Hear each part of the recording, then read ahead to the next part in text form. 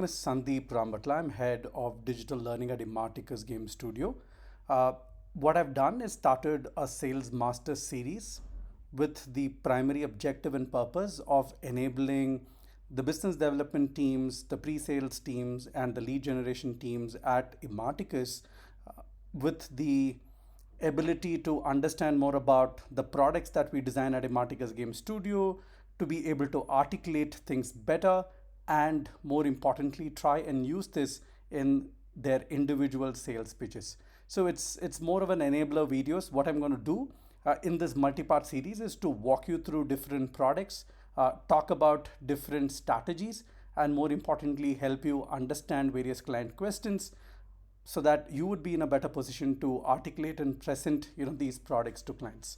So the way in which this is going to happen is I'm going to switch between the PowerPoint presentations. I would be using mind maps and as well as actual game recorded sessions so that you would be in a better position to understand things. So the first and the most important aspect of the Sales Master series is to understand the client better. So I presume, those of you are pretty seasoned in the business development space. I don't think this video or this part of the video would be quite relevant because I'm sure you would be doing this day in and day out as a part of your overall exercise. But those of you are pretty new into the pre-sales or as well as the lead generation streams, I believe this would really help you understand and articulate things a little better. So let's assume that we have the contact details of a particular client who belongs to a specific industry.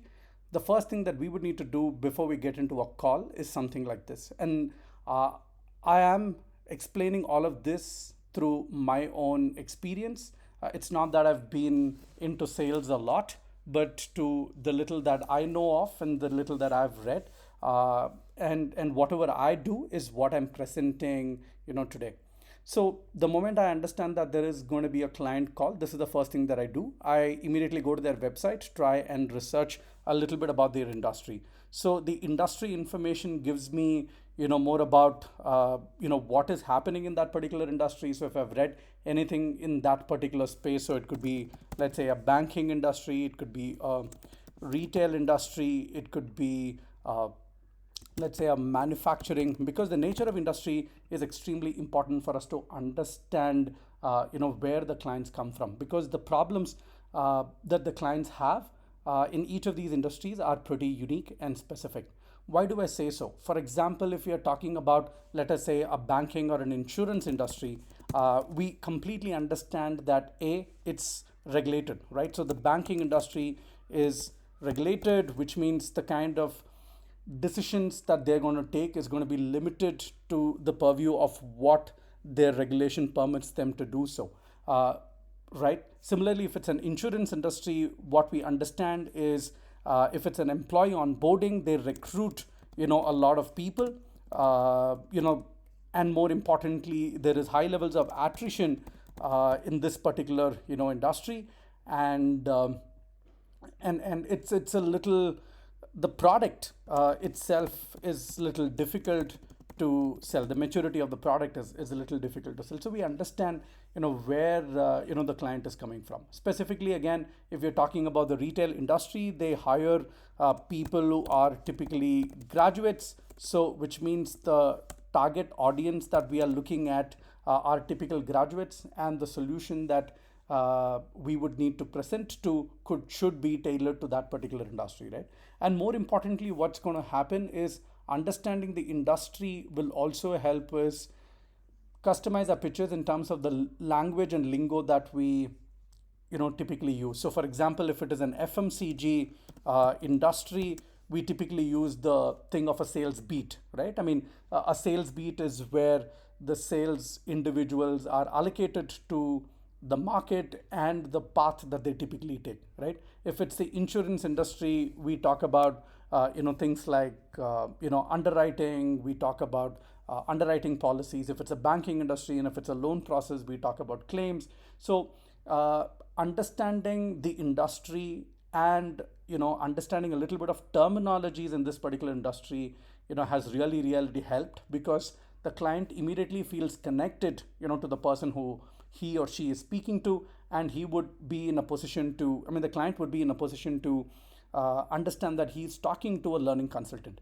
The reason why I'm presenting this as the first part of the series is because we are into solution selling, right? Imaticus Game Studio, the products are a lot more into the solutioning space, where we customize our offerings to the specific learning needs and business needs of various customers. So, which means to say that we would need to come across as individuals who are in a position to better articulate and understand client problems, and specifically help them solve for some of their solutions.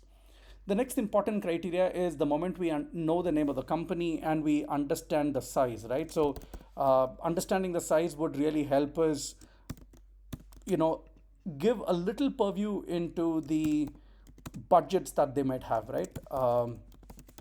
And more importantly, when customers come and then ask for pure play custom solutions, which is they want a pure services model where we would need to build from scratch. And knowing what is the size of the industry, we would understand how big a budget that they would typically have. So it's extremely important that we understand the size. The way in which I typically look at maturity is more of a pseudo indicator, right? Which is I want to check if they have an LMS. The moment they have an LMS, or if they've recently invested in an LMS, which means it gives us a little bit of information, right? Which is if for example, they're using an LMS for a very long time, which means they have contracted e-learning vendors prior to this.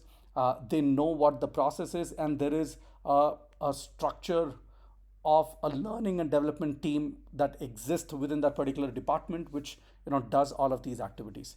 If they don't have an LMS, it means that it's a small shop. It's run by one or two individuals, and they probably are embarking on a LMS. That would also help us understand a little bit more about the maturity of the organization. So that's extremely important. And the last thing that you typically would want to do is to go into LinkedIn, search for the person with whom you're going to speak to, understand, let's say, the college that they went, understand the other companies that they have worked for, look at some of their hobbies and interests, and this would really help you do the little bit of a small talk that's required just before you start your conversation. So it's extremely important that we try and understand a little bit of where the client is coming from, and more importantly, this will tell you if this particular person is the decision maker, or he has a couple of people above him who are going to take this particular decision. So sales 101, the first part is the moment we understand whom we are talking to, what is the nature of industry, what could be their potential problem, have we worked with any clients before in the similar space, what have we offered for such clients in the past, even if it's not really materialized, understanding if I'm talking to a pharma industry and we have submitted a proposal to the pharma industry before, and that pertains to, let's say, XYZ solution, it's going to make our life a little bit more easier, because we are going to help the decision makers. We're going to help understand the minds of the decision makers, so that it helps us crack that particular deal a lot better. So first principles is to understand a little bit more about the client, and then we go ahead and then start looking at the offerings that we have. So with this, let's move on to the second part, and the second part would talk about broadly what are the products that we have, and why, how do we really get prepared for this particular call, understanding a little bit of the research that we have done about the client. Thank you.